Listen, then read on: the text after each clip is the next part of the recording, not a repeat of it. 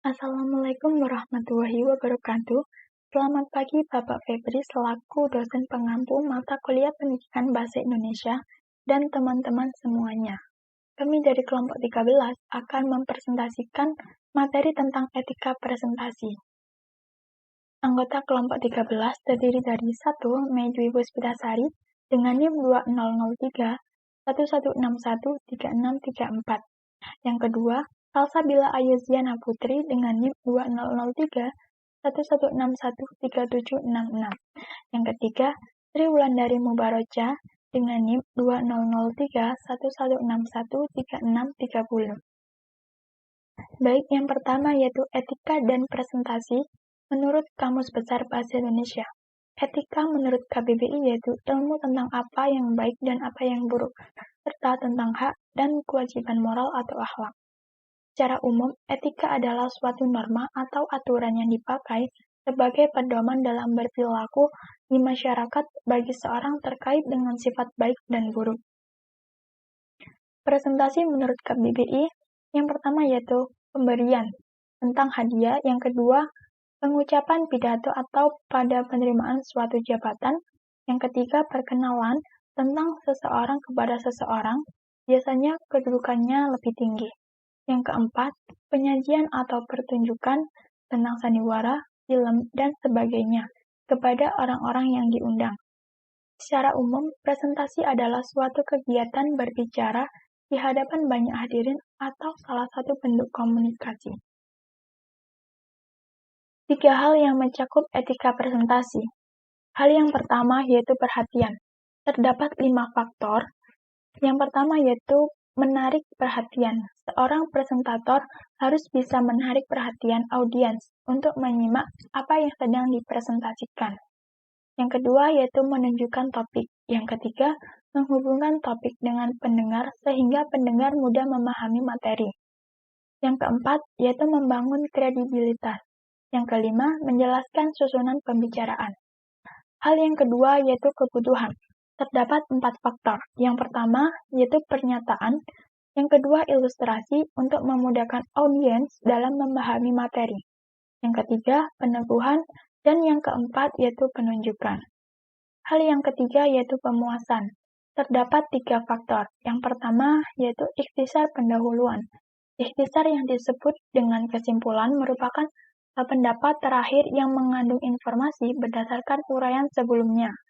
Ikhtisar dapat berupa fakta, pendapat, atau alasan terhadap sebuah objek. Yang kedua yaitu informasi terinci, yang ketiga yaitu ikhtisar akhir. Hakikat berbicara atau presentasi. Definisi-definisi berbicara, konsep-konsep dasar berbicara, dan berbagai asumsi terhadap hakikat berbicara selalu dapat didekati dengan bertumpu pada dimensi-dimensi yang melandasinya. Antara lain sebagai berikut.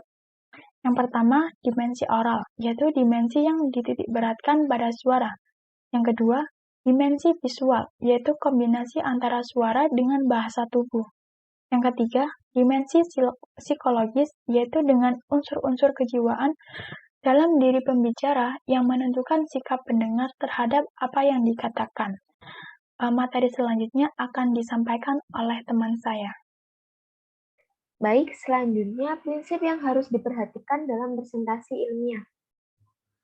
Yang pertama, hindari istilah-istilah teknis. Yang kedua, berhemat dalam penggunaan kata. Hal ini bertujuan agar para audiens langsung memahami inti pokok dari materi yang kita sampaikan.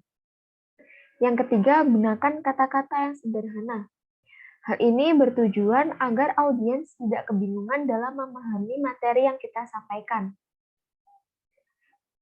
Yang keempat, gunakan perulangan gagasan dengan kata yang berbeda. Yang keenam, pemilihan kata dalam hendaknya menggunakan kata-kata yang tepat. Yang ketujuh, hindari kata-kata klis. Yang kedelapan, gunakan bahasa pasaran secara hati-hati. Yang kesembilan, hati-hati dalam penggunaan kata-kata pungut. Yang kesepuluh, hindari kata-kata yang tidak sopan. Yang kesebelas, jangan menggunakan penjulukan. Dan yang terakhir, jangan menggunakan eufemisme yang berlebih-lebihan. Baik, selanjutnya yaitu 7 langkah merencanakan presentasi ilmiah. Langkah yang pertama yaitu memilih dan mempertajam topik yang akan disajikan. Tujuan dari mempertajam topik ini agar nanti bahasan atau materi presentasi yang akan disampaikan oleh penyaji itu lebih terarah. Nah, selanjutnya yang kedua yaitu menentukan tujuan umum maupun khusus yang ingin Anda capai. Selanjutnya yang ketiga yaitu mengetahui jenis kelamin halayak.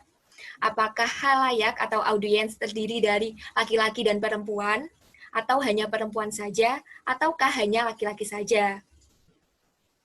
Selanjutnya yang keempat yaitu mengetahui usia atau umur rata-rata halayak. Nah, dengan mengetahui usia dan umur rata-rata, nantinya penyaji bisa memilih atau menentukan bahasa yang akan digunakan dan ilustrasi dan contoh-contoh yang harus dipilih agar sesuai dengan kondisi umur atau usia mereka. Nah, selanjutnya yang kelima yaitu mengetahui latar belakang budaya.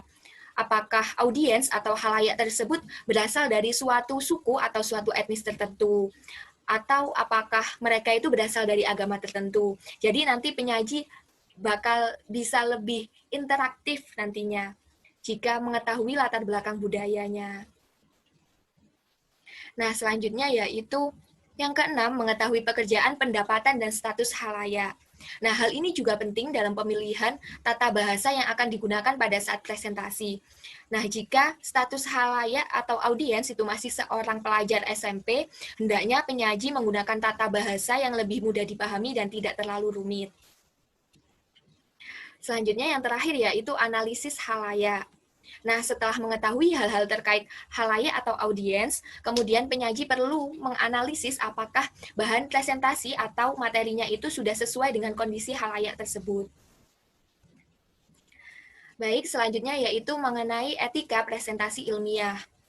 Menurut Susi Sundiasih tahun 2009, dalam melakukan presentasi ilmiah, ada beberapa etika yang harus diperhatikan. Nah, etika yang pertama, yaitu penyaji perlu memberi informasi kepada peserta secara memadai. Informasi tersebut akan dipahami dengan baik jika peserta memperoleh bahan tertulis, baik bahan lengkap maupun bahasan presentasi berupa PowerPoint atau media presentasi lainnya. Jika diperlukan juga, bahan dapat dilengkapi dengan ilustrasi atau contoh-contoh yang relevan. Nah, apabila bahannya itu ditayangkan atau materinya itu ditayangkan melalui PowerPoint, atau media lainnya, harus dipastikan dulu bahwa semua peserta dapat melihat layar dan dapat membaca tulisan yang disajikan. Nah, untuk etika yang kedua, yaitu penyaji menyajikan bahan dalam waktu yang tersedia. Nah, penguasaan waktu merupakan hal yang perlu diperhatikan oleh penyaji. Penyaji perlu merencanakan penggunaan waktu dan menaati panduan yang diberikan oleh moderator. Kepandaian seorang penyaji adalah menempatkan diri dengan waktu yang diberikan. Kemampuan menjelaskan sesuatu dalam waktu singkat dan padat merupakan bukti kepandaian dan penguasaan materi oleh penyaji. Nah, selanjutnya yang ketiga yaitu penyaji menaati etika yang berlaku di forum ilmiah. Etika dalam forum ilmiah harus dijaga agar tujuan forum dapat tercapai dengan baik. Etika berkaitan dengan keyakinan dan prinsip mengenai mana yang benar dan mana yang salah, serta mana yang patut dan mana yang tidak patut. Satu nilai yang harus dipegang dalam menjaga etika, yaitu menjaga perilaku agar tidak merugikan orang lain. Kerugian di sini mencakup hak dan kesempatan, atau kehilangan muka, atau bahkan ketersinggungan perasaan orang lain. Hak dalam forum ilmiah meliputi hak berbicara, hak membela dan mempertahankan pendapatnya, serta hak untuk mendapatkan pengakuan. Nah, menjadi penyaji itu harus tetap memperhatikan hak-hak dari audiens atau halayak ini. Nah, dan etika terakhir dan yang paling penting yaitu kejujuran. Setiap orang wajib bersikap sangat terbuka dan jujur dalam segala hal menyangkut informasi yang disajikan atau yang disampaikan. Nah, itu saja dari kami kelompok 13 yang dapat disampaikan terkait materi etika presentasi ilmiah. Apabila ada salah kata, kami mohon maaf sebesar-besarnya. Wassalamualaikum warahmatullahi wabarakatuh.